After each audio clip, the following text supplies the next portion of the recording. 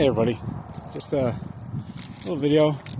I'll be yanking the motor out of this. This is a Korean War 10,000 kilowatt generator. For the most part, it was complete and I really didn't want to yank the motor out of it. But the one guy I offered it up to keep it intact never really kind of got back to me. I mean, there's a lot of cool stuff on here. For the most part, all the placards are intact. I think this is a cover. I know there's a cover in here somewhere. Oh, yeah, there is. It's just a little one.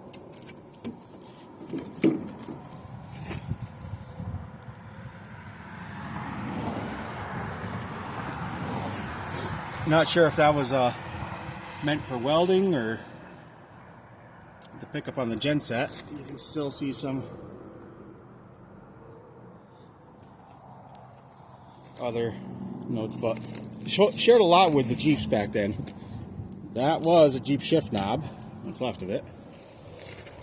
Now these things were really meant to take a beating, because when I picked this thing up, we had it on a cherry picker, and we dropped it from full height of the cherry picker. I thought this thing might have weighed, 600-700 pounds. Boy, was I wrong. This thing weighs 1,600 pounds. Add in what I believe is a Model A axle, plus a cherry picker, plus a truck crane, all on the back of my 40-plus-year-old half-ton pickup. Made for an interesting hour ride, but didn't have a problem. Fuel tank, given the size of the battery tray, I do believe it was 24 volt. The monstrous genset on it. There's an old fuel bowl.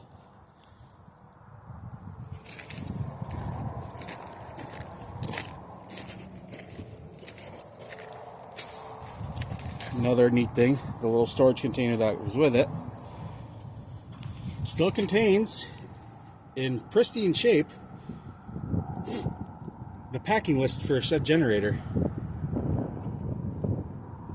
And what I found interesting, because I'm pretty sure I still have one of those sockets listed, they are Snap-on branded. And they are branded with the date code for wartime use. Or for emergency use, one of the two, I don't remember. Another placard.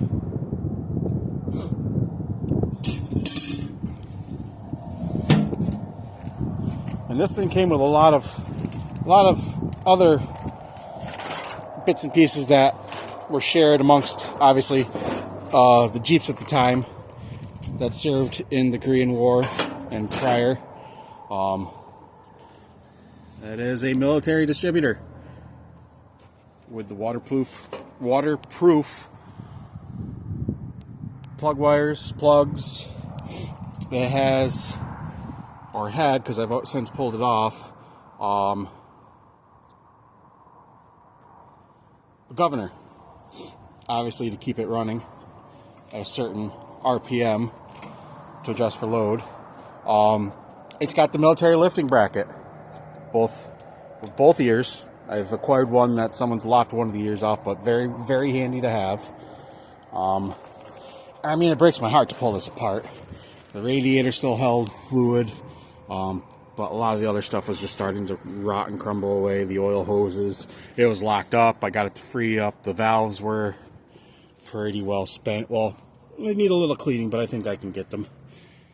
So, and it is not an MB motor. It is a Willys Industrial. I've had this, obviously I've had the head off, but underneath this lifting hook, it says Willys Industrial. So it's an industrial motor. Another data placard. I mean, just a lot of cool stuff that I hate to, I won't scrap it, but I also hate to see it just kind of waste away, but I suppose it is the nature of the beast for these to live on. so you'll block off. It had the it didn't have a canister filter. I'm not exactly sure what they were called, just like a mic or a particulate filter or something along those lines. But I mean, you can still see 2610 long since painted over.